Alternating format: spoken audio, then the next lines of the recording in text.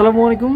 আপনারা যারা পাখি পালন করেন তারা হয়তো অনেকে জানেন যে বা অনেকে এরকম প্রবলেম ফেস করছেন যে আশেপাশে খুব উচ্চস্বরে গান বাজাচ্ছে বা খুব উচ্চস্বরে পটকা ফাটাচ্ছে। এগুলো আসলে খুবই রেয়ার বিষয়টা, বিশেষ করে ঢাকাতে এটা খুবই রেয়ার একটা বিষয়। সো আপনাদের জন্য একটা সাজেশন যে আপনারা এই টাইমে কী করবেন বা আমি এই টাইমে কী করি, যখন দেখি যে যেমন পয়লা জানুয়ারি বা হচ্ছে 31st নাইটে যেই ইয়াটা হয় বা হচ্ছে ঈদের সিজনে ঈদের আগের দিন বা যেই কাহিনিগুলো হয়। সো আমি করি কি, যখন পটকা ফোটানোর জন্য অনেক বেশি প্রিপারেশন নেয় না, যখন বুঝতে পারি যে অনেক বেশি পটকা ফোটাবে, তখন আমি প্রথমেই আমার পাখিগুলোকে খাঁচা সহকারে প্রত্যেকটা পাখিকে ভিতরে নেওয়ার চেষ্টা করি।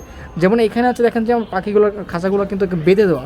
সো ওরা যদি তখন এখানে থাকে, আমি ওদেরকে এখান থেকে নিয়ে অন্য খাঁচায় নিয়ে ঘরের ভিতরে রেখে দিই এবং দরজা কপাট সব বন্ধ করে দিই, যাতে হচ্ছে কোনো শব্দ ওদেরকে ডিস্টার্ব করতে না পারে বা হচ্ছে শব্দে ওরা কোনো ভয় না পায়। সো আমি চেষ্টা করি এটা।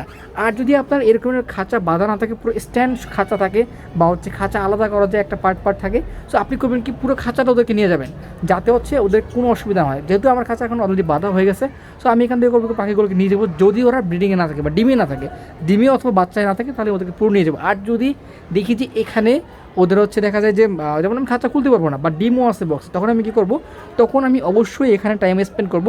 এই যে পাখির রুমে অনেকক্ষণ সময় আমি টাইম স্পেন্ড করবো, যাতে হচ্ছে ওরা অ্যাটলিস্ট ভয় না পায়।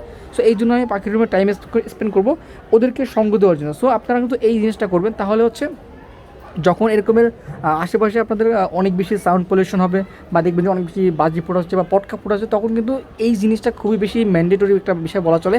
যদি আপনি না করেন, সেক্ষেত্রে আপনার পাখিগুলো একা থাকলে ওরা কিন্তু ভয় পেয়ে যাবে। আর যদি ভয় পেয়ে যায়, তাহলে কিন্তু আপনার পাখিগুলো হার্ট অ্যাটাক করতে পারে বা হচ্ছে বিভিন্ন ধরনের প্রবলেম সৃষ্টি হতেই পারে। সো আপনারা কিন্তু অবশ্যই এই টাইমে পাখিগুলোকে সময় দেবেন। আর সবথেকে ভালো হয় যদি আপনি খাঁচাগুলোকে ভেতরে নিতে পারেন বা পাখিগুলোকে ভেতরে নিতে পারেন, এইটা হচ্ছে সবথেকে বেটার ডিসিশন, বেস্ট ডিসিশন হতে পারে এটা। কিন্তু যদি এরকম না হয়, তাহলে অবশ্যই আপনি পাখির রুমে থাকবেন, পাখির সাথে সঙ্গ দিবেন, তাহলে হচ্ছে আপনার পাখিগুলোকে সহজে ভয় পাবে না এবং আপনার পাখিগুলো নর্মাল থাকার চেষ্টা করবে আপনাকে দেখে। কারণ আপনি যদি প্রতিদিন পাখিকে খাবার দেন, সেক্ষেত্রে পাখি কিন্তু আপনাকেই চিনবে, তখন কিন্তু পাখিটা খুব বেশি ভয় পাবে না। সো আশা করি বুঝতে পারছি যে যদি অনেক বেশি আশেপাশে শব্দ থাকে, তখন আপনাকে এই কাজটা কিন্তু ম্যান্ডেটরি করতে হবে। সো আমার এই ভিডিওটা যদি আপনার ভালো লেগে থাকে, তাহলে অবশ্যই চ্যানেলটা সাবস্ক্রাইব করে দেবেন এবং ভিডিওতে একটা লাইক দিয়ে দেবেন। এবং পরবর্তীতে আপনার যদি কোনো প্রশ্ন থাকে, তাহলে অবশ্যই কমেন্ট সেকশনে জানিয়ে দিতে পারেন। ধন্যবাদ সবাইকে। আসসালামু আলাইকুম।